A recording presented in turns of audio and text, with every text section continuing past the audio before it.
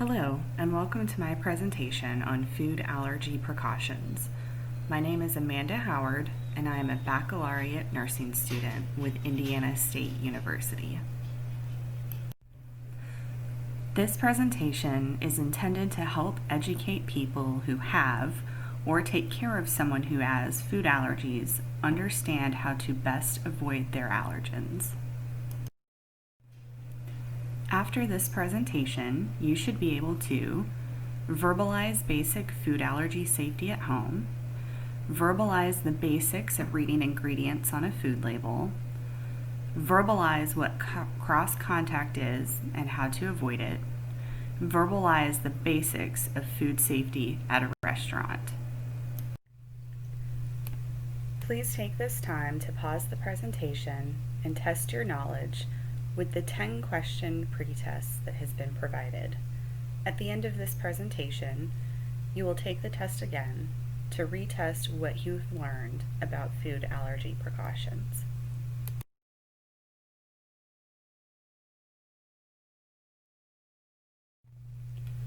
Approximately 32 million people in the United States have food allergies.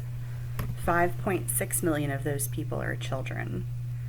Food allergies can seriously impact your quality of life. Take a look at the picture of the top 9 food allergens in the United States. Now, imagine that you have one or more of those food allergens. Think of all of the foods that you eat on a regular basis that could possibly contain any of these food allergens. Now, imagine trying to avoid your allergen on a regular basis. Food allergy safety starts at home. You should learn how to read a food label and make sure that everyone in your family can read a food label too.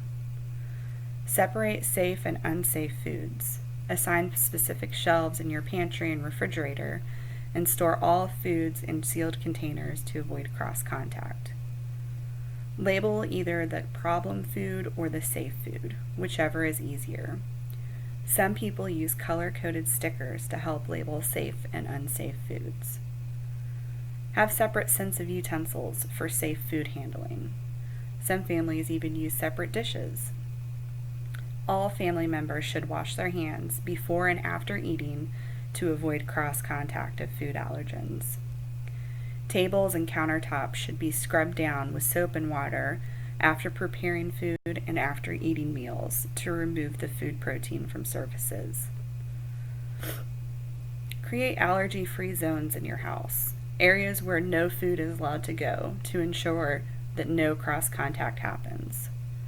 You should also always have an emergency kit readily available with your EpiPen and antihistamines.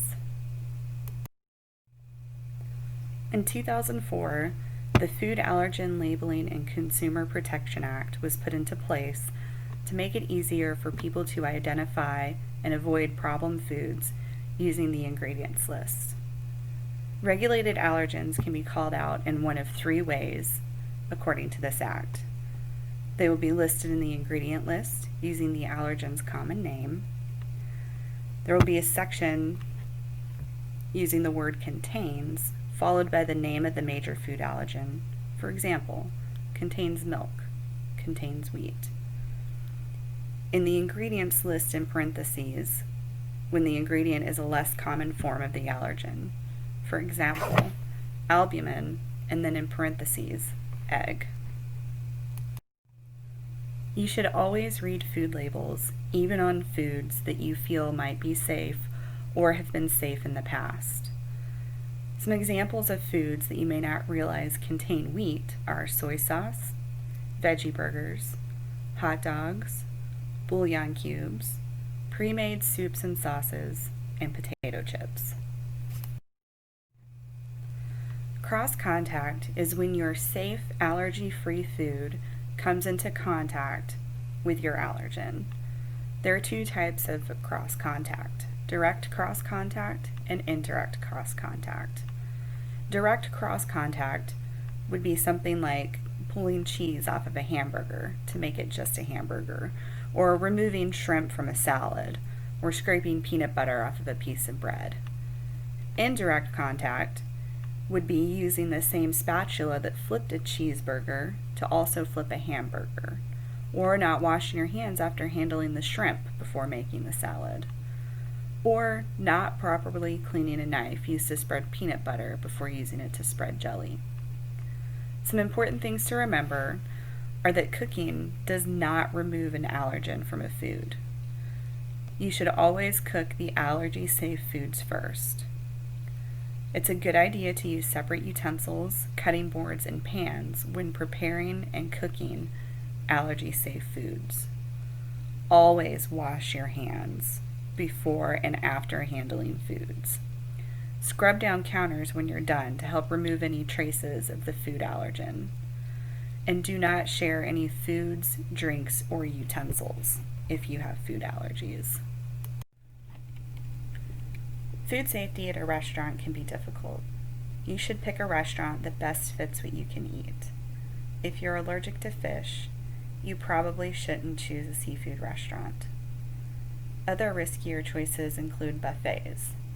Buffets have a wide variety of foods that are very close to one another, and the risk for accidental exposure and cross-contact is high. You should also consider chain restaurants, especially when you're traveling. Each restaurant in a chain is likely to use the same ingredients and prepare their foods in the same way. If you're unsure about a restaurant, call ahead and speak to the manager. Ask questions before you go. Bring a chef card with you. This is a wallet-sized card that lists your food allergies and states that your food must be cooked in a clean and safe area to avoid cross-contact. Ask questions. Advocate for yourself. Make sure that the staff at the restaurant knows that you have food allergies and that they need to help keep you safe. You should also avoid the fryer and the grill. These two appliances are often used to cook multiple types of foods, and cross-contact is difficult to avoid. Here I have listed some resources regarding food allergies and food allergy safety. Please take the time to review these websites and gain more knowledge about food allergy safety. Please take this time to pause the presentation and retest your knowledge of food allergy precautions using the provided 10-question pre- and post-test.